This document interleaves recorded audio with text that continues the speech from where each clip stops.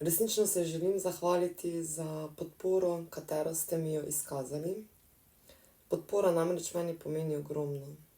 Na ta način en drugega ozaveščamo in dajemo vedeti, da nismo sami s svojimi zgodbami, svojimi bolečinami, katere so se nam dogodile skozi naše življenje. Ne glede na to, ali je ta bolečina v tem trenutku ali je ta bolečina že predtem nastala.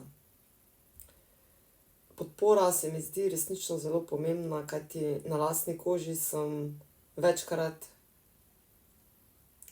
dobila ta občutek, da me nekdo ne razume, pa so to bili zdravniki, a ne.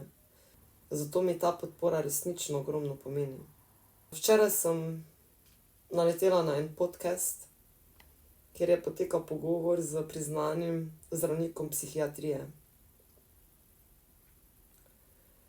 Pogovor se je navezoval na delo psihiatrov, psihologov, terapevtov, kateri opravljajo delo v sklopu državnih ustanov, kakor tudi različnih terapevtov izven teh ustanov, vseh ostalih samoukov, kakor jim jaz pravim, katere iskreno pozdravljam in resnično zelo cenim.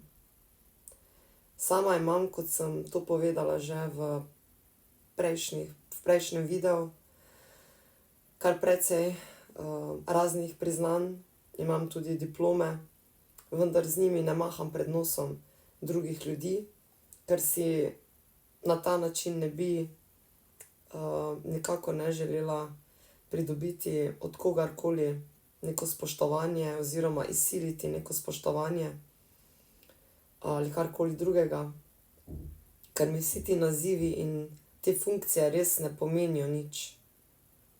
Največ mi pomenijo moje lastne izkušnje iz različnih življenjskih področij in na načine, kako sem se jih jaz sama lotevala, reševala in hkrati tudi razumela, kako sem jih dojemala in kako sem tudi odšla iz teh raznih svojih izzivov v življenju. Popolnoma nič mi ne pomaga noben naziv, če sedim v eni ordinaciji s človekom nasproti sebe, kateri mi opisuje svojo izkušnjo, v kateri se je znašel, svoje mešane občutke, ki jih ima v sebi. Vemo, da smo takrat, ko smo šibki, smo zelo zmedeni in prestrašeni in takrat tudi naš deluje zelo raztreseno. In jaz sedim torej nasproti tega človeka, ga poslušam, takole mu odgovarjam, hkrati pa že razmišljam, katero zdravilo mu naj predpišem, da se njegove misli umirijo in s pomočjo zdravil umaknem oziroma zatrem ta njegova čustva.